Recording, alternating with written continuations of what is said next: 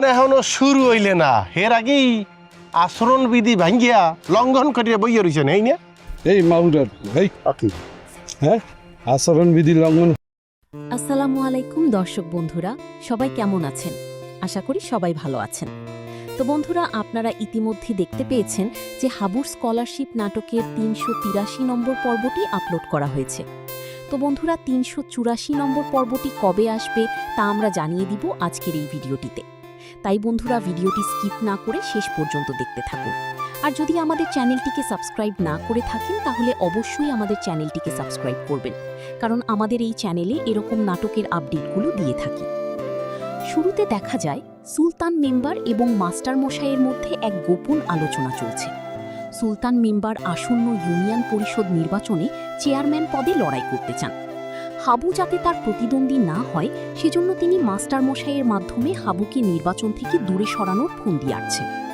Master মশাইকে নিজের দলে টানতে সুলতান মেম্বার বড় বড় প্রলোভন দেখান। তিনি একটি ডুপ্লেক্স বাড়ি বানিয়ে দেওয়ার, 5 বিঘা জমি লিখে দেওয়ার এবং মাস্টার মশাইয়ের ব্যারিস্টার মেয়ের বিয়ের সমস্ত খরচ বহন করার লোভ দেখান। তবে মাস্টার মশাই তার এই অন্যায় প্রলোভন সরাসরি প্রত্যাখ্যান করেন এবং সুলতান মেম্বারের অতিরিক্ত লোভের জন্য তাকে সতর্ক করেন। এরই মাঝে আরেকটি দৃশ্যে দেখা যায় গ্রামের অনেক মানুষ একত্রিত হয়ে হাবুর বাড়ির সামনে এসে জড়ো হয়েছে।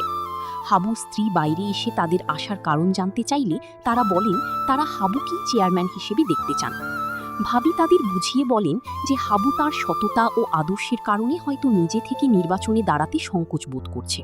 তবে গ্রামের মানুষ যদি সবাই মিলে হাবুকে বুঝিয়ে রাজি করায় তবে সে নিশ্চয়ই দাঁড়াবে। এই শুনে উল্লাসিত গ্রামবাসীরা হাবুর পক্ষে স্লোগান দিতে দিতে চলে যায় এবং বাজারে গিয়ে হাবুকে চারদিক থেকে ঘিরে ধরে নির্বাচনে লড়ার জন্য রাজি করায়। হাবু যখন নির্বাচনী বিধি মেনে মাত্র 5 জন সমর্থক নিয়ে মনোপত্রপত্র তুলতে যাচ্ছিল, তখন প্রতিপক্ষ বর্তমান চেয়ারম্যানের মেয়ে ও তার দলবল এসে পথ আটকায়। তারা হাবুর বিরুদ্ধে বানোয়াটভাবে নির্বাচনী আচরণবিধি লঙ্ঘনের অভিযোগ আনে এবং ভিডিও করে ভয় দেখানোর চেষ্টা করে। কিন্তু হাবু ও তার সঙ্গীরা আইন ও যুক্তি দিয়ে তাদের সেই চাল ভেস্তে দেয়। অন্যদিকে হাবুর মনোপত্রপত্র তোলার খবর শুনে তার বাবা অত্যন্ত আনন্দিত হন। পর্বের শেষাংশে দেখা যায় গ্রামবাসীদের অকুণ্ঠ ভালোবাসায় হাবু তার মনোপত্রপত্র জমা দেওয়ার প্রয়োজনীয় সরকারি ফি জমা দিতে প্রস্তুত হচ্ছে।